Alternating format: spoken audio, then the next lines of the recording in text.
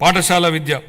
గత ప్రభుత్వ దుర్మార్గపు పాలన కాలంలో రాష్ట్ర విద్యా వ్యవస్థపై దృష్టి సారించకపోవడం, నిర్లక్ష్యం మరియు తప్పుడు విధానాల వల్ల మన రాష్ట్రంలోని 2.43 లక్షల మంది విద్యార్థులు బడి మానివేయడంతో వారి భవిష్యత్ ప్రమాదంలోకి నెట్టివేయబడింది.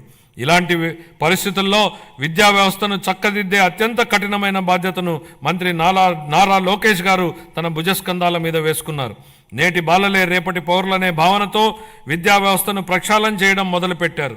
రిజల్ట్ ఓరియంటెడ్ ఎడ్యుకేషన్పై దృష్టి సారించి ఆర్టిఫిషియల్ ఇంటెలిజెన్స్ వంటి టెక్నాలజీ విషయాలను ప్రధాన పాఠ్యాంశాలుగా తీసుకురావడానికి ఆయన చేసిన ప్రయత్నాలతో మన పిల్లలు ప్రపంచ స్థాయిలో పోటీపడి రాణించడానికి సిద్ధమవుతున్నారు.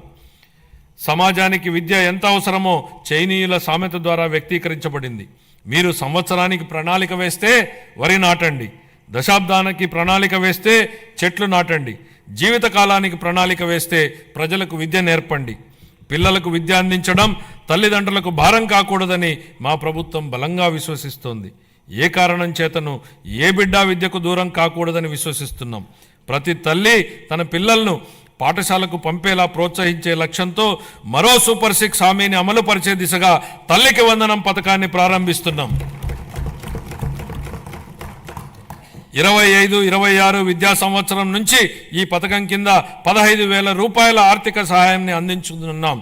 చదువుకునే ప్రతి విద్యార్థి తల్లికి ఈ పథకాన్ని అందించడానికి కేటాయింపులు జరుపుతున్నాం. ఈ పథకం ప్రభుత్వ మరియు ప్రైవేటు పాఠశాలలో 1 నుండి 12వ తరగతి వరకు చదువుతున్న పిల్లలకు వర్తిస్తుంది.